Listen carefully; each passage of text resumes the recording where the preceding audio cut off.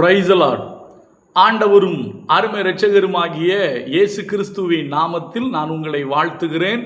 மறுபடியுமாக கர்த்தருடைய பரிசுத்தம் உள்ள சன்னிதானத்திலிருந்து கர்த்தருடைய பரிசுத்தமான வார்த்தைகள் மூலமாய் உங்களை சந்திப்பது மிகுந்த மகிழ்ச்சி.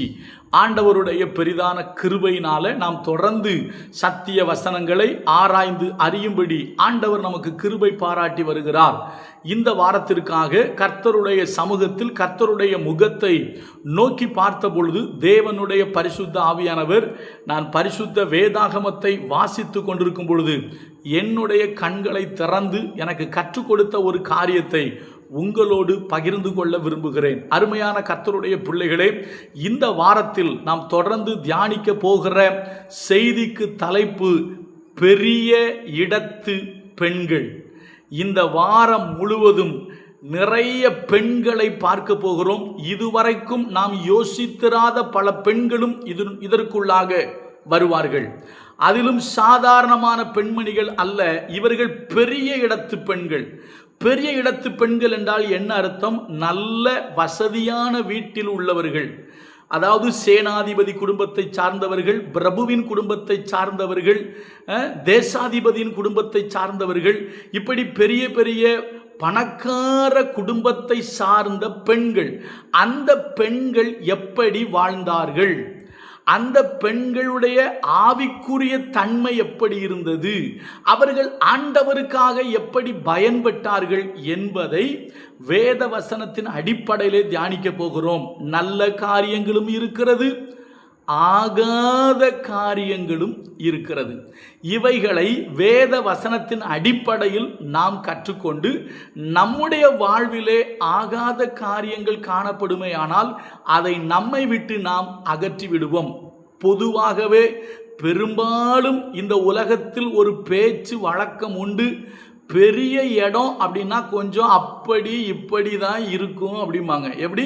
கொஞ்சம் பெரிய இடம்னா அப்படி இப்படி தான் இருக்கும் அப்படின்னு சொல்லுவாங்க. பெரிய இடத்துல இருக்கிற பிள்ளைகள் சில இடங்களில் தரிகட்டு வாழ்ந்திருக்கிறார்கள். இந்த பூமியில் கூட நாம் பார்க்கிறோம் சில பெரிய இடத்து பிள்ளைகள், ஆண்களாக இருக்கலாம் பெண்களாக இருக்கலாம், அவர்கள் ஒழுக்க நெறிகளில் நடப்பது இல்லை. உதாரணமாக சொல்லணும் அப்படின்னா, பெரிய இடம் அப்படின்னா பப்புக்கு போவாங்க, கிளப்புக்கு போவாங்க, என்ன பெருசாக தங்களை அந்த அதில் இருக்கிறேன்னு சொல்லி தங்களை பெரிய ஆட்களாக காண்பித்து பெரிய இடத்துல உள்ளவங்க பல காரியங்களை செய்வாங்க.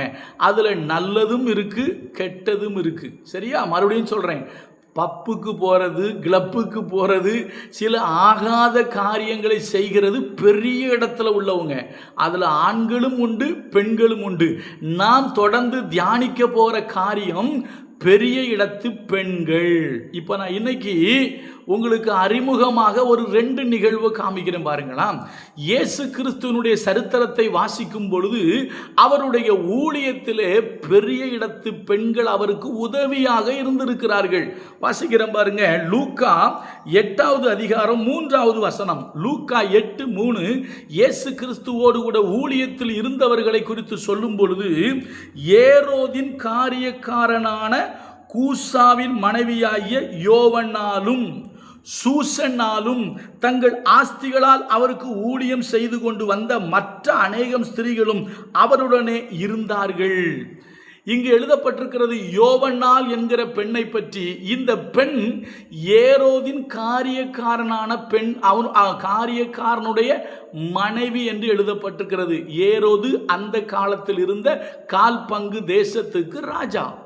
அப்போ கால்பங்கு தேசத்துக்கு ராஜாவா இருந்த ஏரோதினுடைய காரியக்காரனாக, ஏரோது கிட்ட வேலை செய்கிறவனாக, ஏரோதின் அரண்மனையில் பணிபுரிகிறவனாக, அரசாங்கத்தில் வேலை செய்கிற, அதுவும் ராஜாவோடு கூட ராஜாவுக்கு வேலை செய்கிற ஒரு மனுஷனுடைய மனைவி. நிச்சயமாக சொல்லுகிறேன், இது பெரிய இடத்து பெண். இது என்ன பெண்? பெரிய இடத்து பெண், வசதி உள்ள வீட்டு பெண், வசதி உள்ள ஒரு வீட்டு பெண்மணி. ஆனால் அந்த பெண் இயேசுவுக்கு ஊழியம் செய்தாள். அதுவும் எப்படி என்றால் தங்களுடைய ஆஸ்திகளால் அவருக்கு ஊழியம் செய்தார்கள். அந்த பெண் மாத்திரமல்ல, அங்கே இன்னொரு பெண்ணையும் வேதம் சொல்கிறது, சூசன்னாள் என்று எழுதப்பட்டிருக்கிறது. அது மாத்திரமல்ல, இன்னும் சில பெண்கள் தங்கள் ஆஸ்திகளால் அவருக்கு ஊழியம் செய்தார்கள். அதாவது இயேசு கிறிஸ்துனுடைய ஊழியத்தில் பொருளாதார சப்போர்ட்டா இருந்தது யார் என்று கேட்டால் இந்த பெரிய இடத்து பெண்கள். இந்த கண்ணோட்டத்தில் தான் பெரிய இடத்து பெண்களை பற்றி பார்க்க போகிறோம். மறுபடியும் சொல்கிறேன், பிரபுக்களுடைய மனைவிகள், தேசாதிபதிகளுடைய மனைவிகள், ராஜாக்களுடைய மனைவிகள், என்ன சேனை தலைவருடைய மனைவிகள், நல்ல ஐஸ்வர்யவான்களுடைய மனைவிகள், அதான் பெரிய இடத்து பெண்கள். அவர்கள் எப்படி வாழ்ந்தார்கள்? நன்றாகவும் வாழ்ந்திருக்கிறார்கள், மோசமாகவும் வாழ்ந்திருக்கிறார்கள். இங்கே பாருங்கள், ஏரோதின் காரியக்காரனாகிய கூசாவின் மனைவியாகிய யோவனால், அதே போல சூசனால், இன்னும் சில பெண்கள் தங்கள் ஆஸ்திகளால், பெரிய இடத்து பெண்கள் தங்கள் ஆஸ்திகளால் இயேசு கிறிஸ்துவுக்கு ஊழியம் செய்தார்கள்.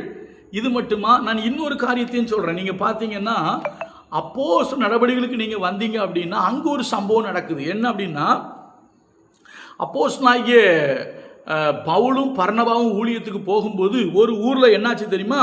நான் படிக்கிறேன் பாருங்க. அப்போஸ்தலர் 13வது அதிகாரத்தில் 50ஆம் வசனம்.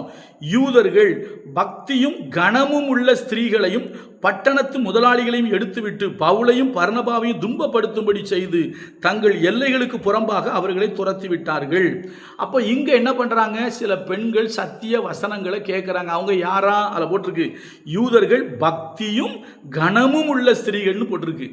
அப்போ யாரெல்லாம் இதில் உள்ள இன்வால்வ் ஆகிறா? அந்த காலகட்டங்களில் ஊழியங்களில் பெரிய இடத்து பெண்கள் உள்ள வர்றாங்க. நல்லா புரிஞ்சுக்கிடுங்க. பவுலையும் பர்னபாவையும் அடிக்கிறதுக்கு முன்னால யூதர்கள் செஞ்ச காரியம் என்ன பண்றாங்க? பக்தியும் கனமும் உள்ள ஸ்திரீகள். என்ன ஸ்திரீகள்? பக்தியும் கனமும் உள்ள ஸ்திரீகள். கனமுள்ள ஸ்திரீகள்லாம் யாரு? பெரிய இடத்து பெண்கள், பெரிய வீட்டு பெண்கள். அப்ப அந்த பெரிய வீட்டு பெண்களை கொஞ்சம் ஒதுக்கி வைத்து விட்டு பர்னபாவையும் பவுலையும் அவங்க அடித்து துரத்தினார்கள். அப்போ நல்லா புரிந்து கொள்ளுங்க, வேதத்தில் அநேக இடத்துல பெரிய இடத்து பெண்களை பற்றி வேதம் சொல்லுகிறது. பழைய ஏற்பாடும் போதிக்கிறது, புதிய ஏற்பாடும் போதிக்கிறது. அப்போ ராஜாவின் மனைவிகள், பிரபுக்களின் மனைவிகள், சேனை தலைவருடைய மனைவிகள், தேசாதிபதிகளுடைய மனைவிகள், பெரிய பெரிய செல்வந்தருடைய மனைவிகள் தான் பெரிய இடத்து பெண்கள். இந்த பெரிய இடத்து பெண்கள் எப்படி வாழ்ந்தார்கள்?